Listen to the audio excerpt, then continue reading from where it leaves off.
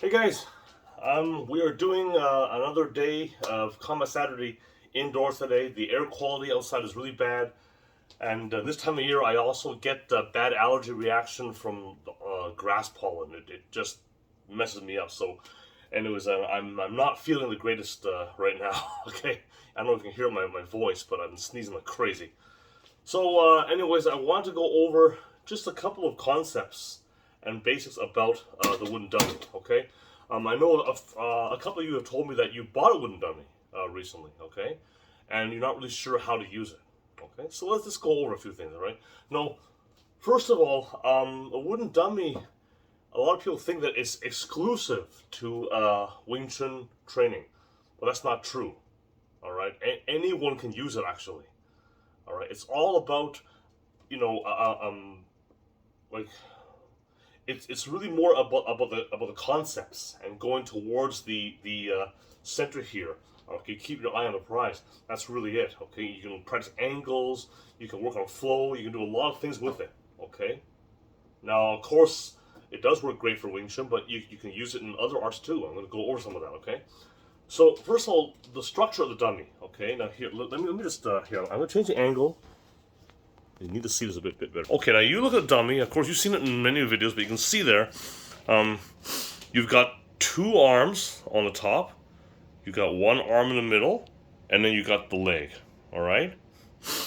So if you look at the dummy, you can see how if you were directly in front of that, um, and they have all those things coming at you, it should make you feel a little bit uncomfortable. Okay.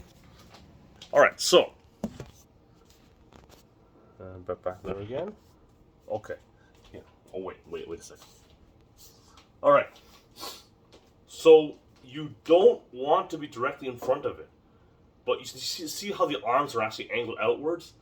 That actually is the way in. It kind of guides you in the way in. Okay, you don't have to be all the way on the side here.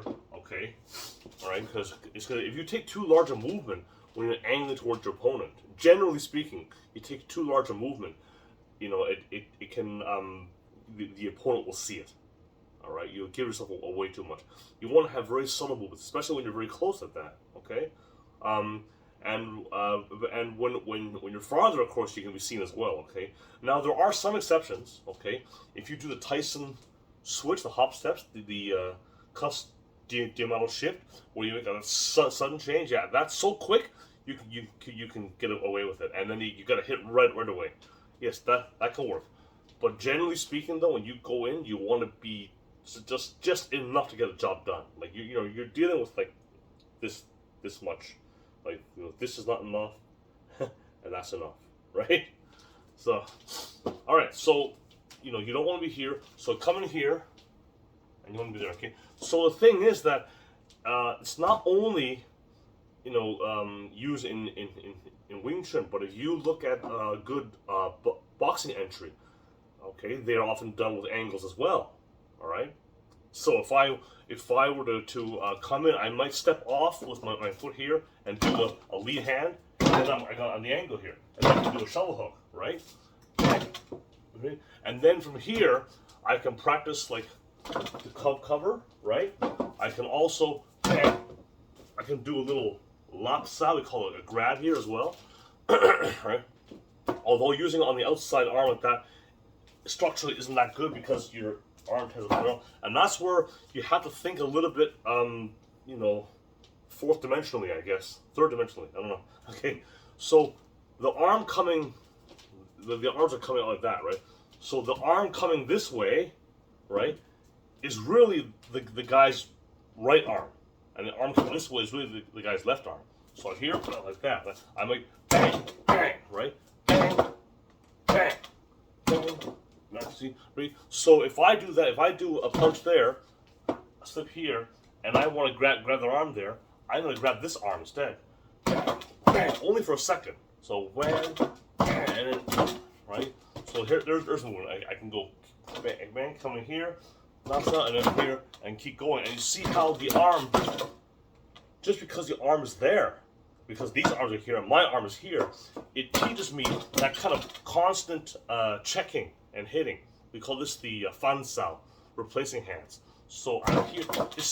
I'm not trying to do anything. I don't even know what the hell I'm doing. Okay, it's just that because my arms happen to be there, and his arms happen to be there, I'm just naturally checking things. Okay, and you see that when you're fighting an opponent, the arms are there. You don't need to look for anything. It's there, and your arms are there. And so you have, and so through sensitivity training and things, your arms will become very much like sensor pads, right? So you feel that. Oh, so there. Oh, there you go. There, I got that check there. Okay, so there, I went into a tan sao. Then from here, I can check, do a jut sao as I do a palm, right? And the chop. Okay, this kind of thing. It works because it's there, but you're not actively looking for it. If that makes sense. Okay, and that's how this works. Some people say that trapping doesn't work. That's completely false. It does work. Looking for trapping doesn't work. All right. Allowing it to happen works, all right? Okay, so there you go. So that's the angling part of it. You want to always get to the angle. However you do it, there's different ways it can be done, but you want to take that angle there, okay? That's how you would do it. So the basic drill to understand the angle and feel the angle is just by doing the punches, the basic drill. So just start here, right in the middle. I'm punching right in the middle here. Now I want to get outside angle, so I'm going to cut across. See what I did there? And boom, I'm going to cross. Now I'm at outside angle. Okay, so now I got this arm coming right towards me, but I'm not head on with the dummy. All right. Then I come back. I hit the other arm on the inside. I cut up with this arm. See? This gives you the feeling. Well, a couple of things. One thing is that it will help condition your arms, but it also gives you the feeling of understanding the angles here. So I'm here,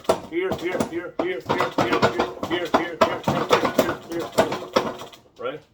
And you can just, and that will help you understand the angles. So then later on, of course, I can do it with other techniques, right? Do a tan sao, which is palm, do like a tan sao, right?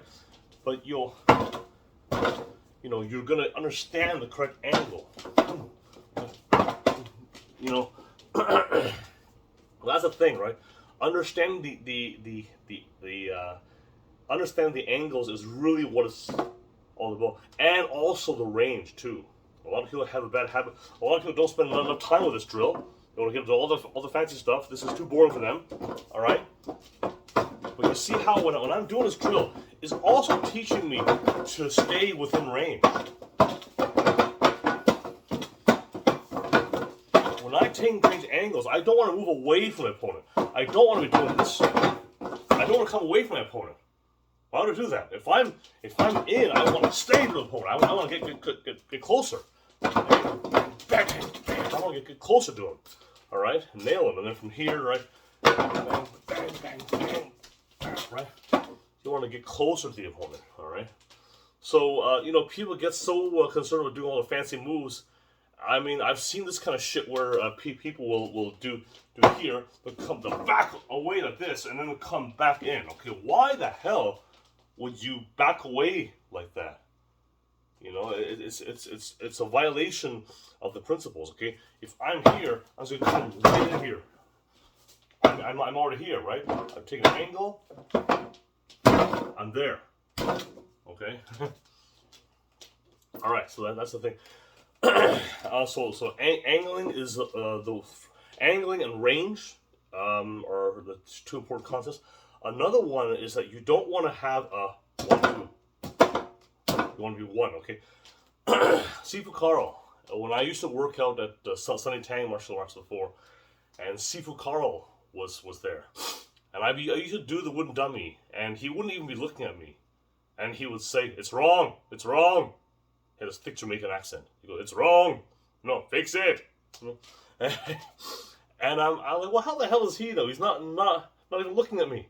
All right, and it was wrong because when I was doing this, maybe not quite that bad. I was doing a 1-2, 1-2, and he could hear that. Where he want to hear a 1, a 1, a 1, a 1. That's what he wanted to hear. Okay? So when you do 1, okay. And that builds good habits. You know, the thing about the simultaneous attack and defense is that it's not an instinctive thing for people. I'm actually none of this is instinctive for anyone. That's why instinctively people do all the swinging Bart Simpson stuff, right? Okay, but what but what the thing about getting in the habit of the simultaneous attack and defense is that you will have the skills to do that in real situations too. If you do this enough with partners and things like that, okay, it'll be your instinct. Okay, and that really is one of the hallmarks of the Wing Chun system is the efficiency, the economy of motion, and the simultaneous attack and defense. All right. I've done drills before with people, partner stuff, and sparring and things, and without thought, I get a parry, I just hit right away. You know, I don't think about it. I don't even intend to sometimes. Sometimes I'm trying to do a purely defensive drill, trying to demonstrate something, but that hand just comes out. I'm not even trying to do it. It just comes. I can't help it. It flies out because I'm so used to it. You know, when you use the dummy, it just I mean, I just can't help it. I do something with this hand. I do something with this hand. It just goes, right? And here I have the control, right?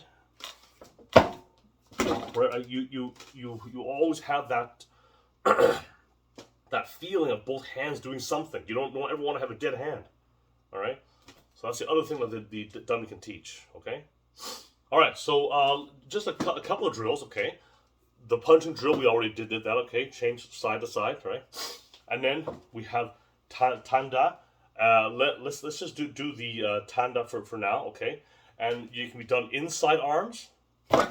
So tanda, one hand is like up, and then one hand is a punch, okay? So that's like they call this the beggar's hand. Like, you got some change, man, all right? So here, so both hands on the inside, all right? I don't want this. I want this. I can also do one inside, one outside for angling.